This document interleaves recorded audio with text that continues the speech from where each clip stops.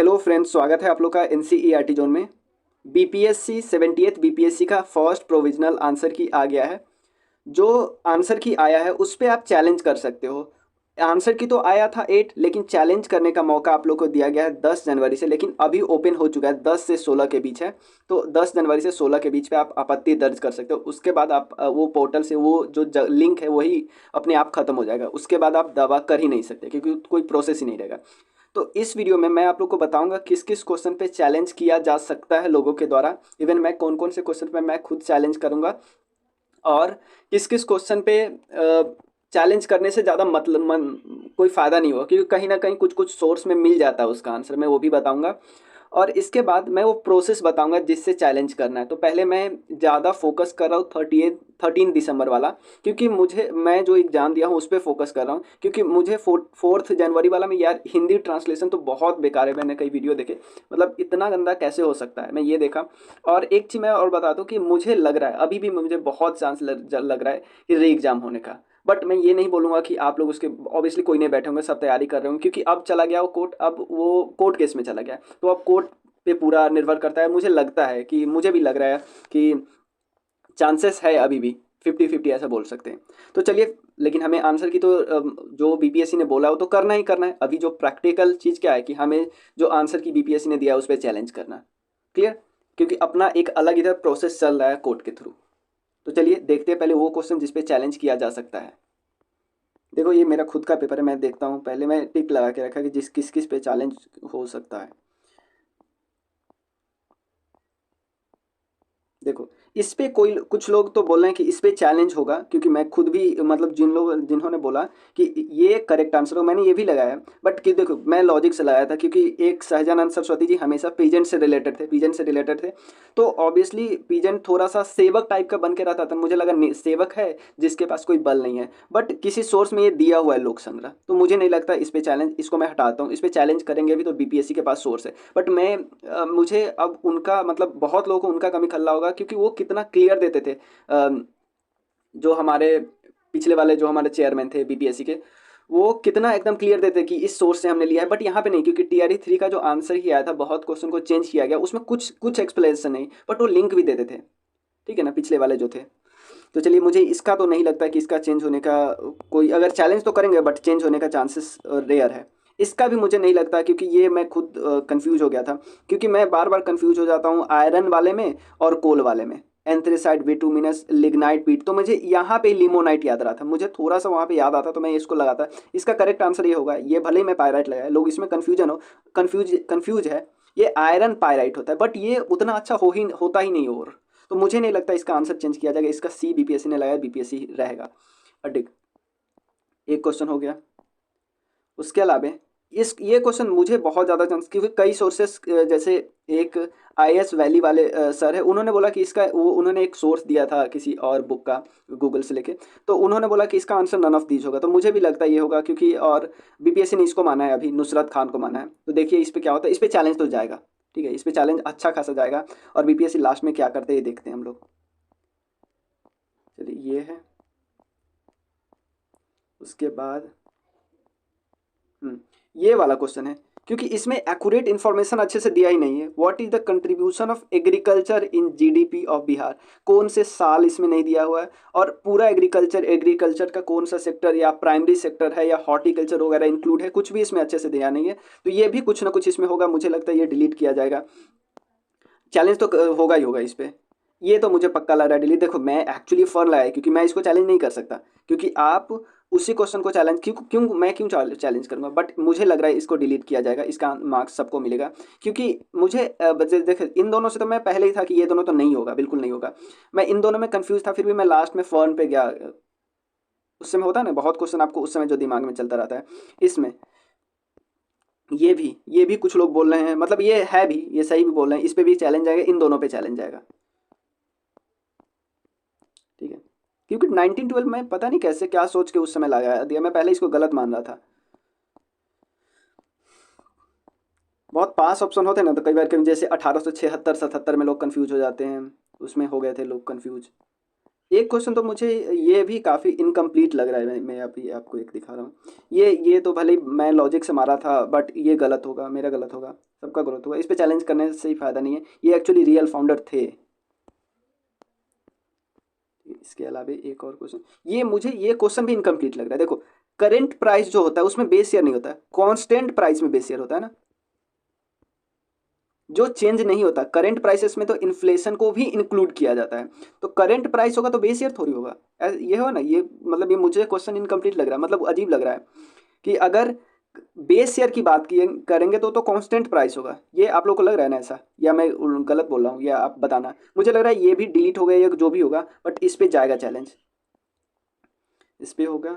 और उसके बाद अब इस पे थोड़ी, इस पे नहीं जाएगा।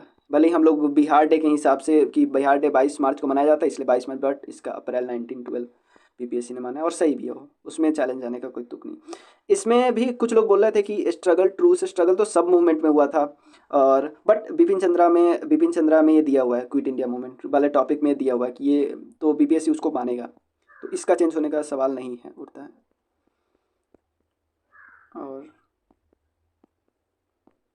एक जो वो नंद वंश वगैरह वाला था ना, उनको उनको एक सर ने बहुत अच्छे से बताया उस पॉइंट को, कि अगर बताया, जैसे उन्होंने एक एग्जांपल दिया, मैं वीडियो देख रहा, उन्होंने बताया कि अगर आपसे क्वेश्चन पूछता है कि एंशियंट हिस्ट्री के बाद कौन सा हिस्ट्री आएगा, तो आप मिडाइवल और मॉडर्न थोड़ी बोलोगे। तो बीपीएससी ऐसे ही सोच के किया है उसको, बीपीएससी ऐसे ही सोच के किया है। सेम वो जो एक क्वेश्चन और था इसमें ब्राज़ील वाले में, तो ब्राज़ील वाले में आपको ऐसे थोड़ी पूछेगा कि, तो वैसे तो हमेशा all of these he answer हो जाएगा। ये वाला मैं क्वेश्चन पूछ रहा था, ठीक है ना। ये में इसका भी चेंज होने का बहुत रेयर चांस है, नहीं ही होगा। देखो, भले ही हम लोग बहुत क्वेश्चन चैलेंज करें, बट आपको पता है, हमें पता है, बीपीएससी बहुत ज़्यादा चेंज नहीं करता है। अगर इसमें भी चेंज करेगा ना, तो 2 से 3 मुझे डेटा वाला चेंज करने का लग रहा है, कि मुझे चेंज कर देगा, उसमें डिलीट करने के चांसेस लग रहा है मुझे। जो डेटा वाला 2-3 क्वेश्चन है, फॉर्न वाला क्वेश्चन है, ये सब डिलीट, मतलब ये सब डिलीट होने का चांस, डेटा वाला क्यों, क्योंकि उनसे भी गलती हो जाती है जल्दी जल्दी में, पता नहीं क्यों जल्दी होती है, इतना टाइम मिलता है फिर भी। डेटा वोटा में चेंज हो सकता है, बट नॉर्मल क्वेश्चन में चेंज होने का चांसेस नहीं है। जैसे मुझे इस ये वाला लग रहा है, ठीक है, ये वाला इन्फ्लेशन वाला लग रहा है, और उसके अलावा फॉरेन वगैरह वाला तो हो ही गया, और एक ये वाला भी मुझे लग रहा है चेंज होगा, ये वाला, ये तो नहीं होगा, ठीक है।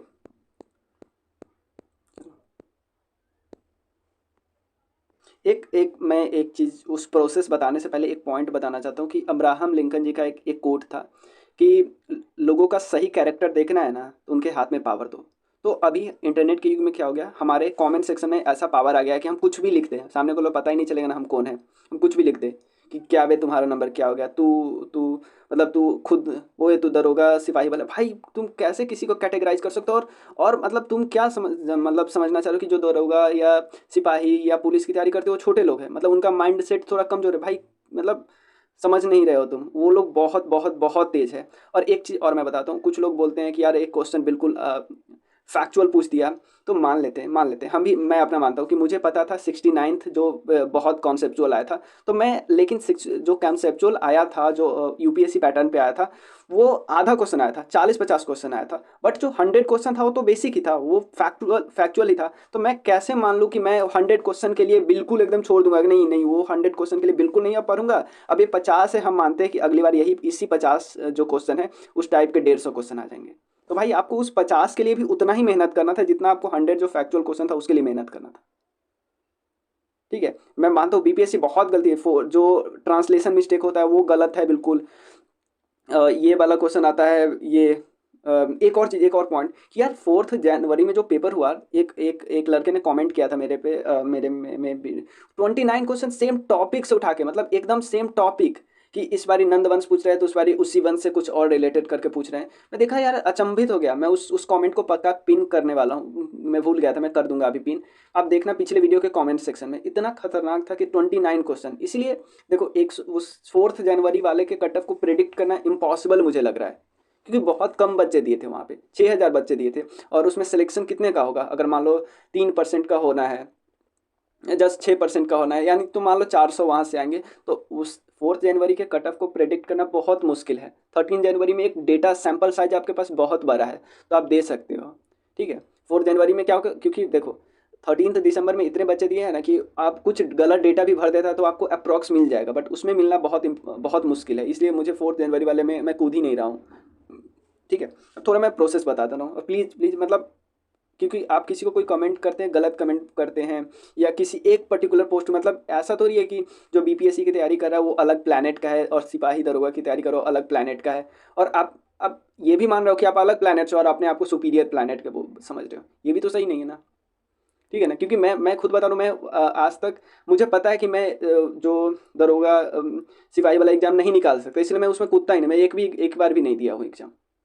ठीक है, मैं जो बीपीएससी से रिलेटेड एग्जाम देता होता है वही देता हूँ। ठीक है, जैसे बीपीएससी टीचर वाले में मेरा अभी 11वीं 12वीं वाले में मेरा हुआ भी है, तो मैं बीपीएससी से रिलेटेड ही देता हूँ। तो आप ऐसे कैटेगराइज नहीं करो कि क्या वे तुम्हारा क्या नंबर है। ठीक है, अपना नंबर बताओ कमेंट में, और मैं थोड़ा प्रोसेस बताता हूँ। सबसे पहले तो ये आपको पता है, होम पेज में आना है। होम पेज में हम लोग को यहाँ पे इनवाइटेशन, जो इनवाइट किया गया हम लोग की, आप उस पर चैलेंज कर सकते हो, तो वहाँ पे अप्लाई ऑनलाइन में आना है। अप्लाई ऑनलाइन में यहाँ पे आना है। ठीक है, मैं एक बार अपना डेटा इसमें डाल के फिर आगे बताता हूँ आपको। देखो, उस लाइन के बाद उसको क्लिक करने के बाद आपके पास ऑप्शन आएगा, दो ऑप्शन आता है कि आप 69 का दियो तो 69 का डैशबोर्ड ओपन करो, 78 दियो तो 78 का डैशबोर्ड ओपन करो। 78 का डैशबोर्ड ओपन करते हो तो जहाँ से आपने एडमिट कार्ड डाउनलोड करने के लिए ऑप्शन दिखा था ना, सेम वहीं पे ये ऑप्शन लिखा है, रेज ऑब्जेक्शन को इन ऑन क्वेश्चन।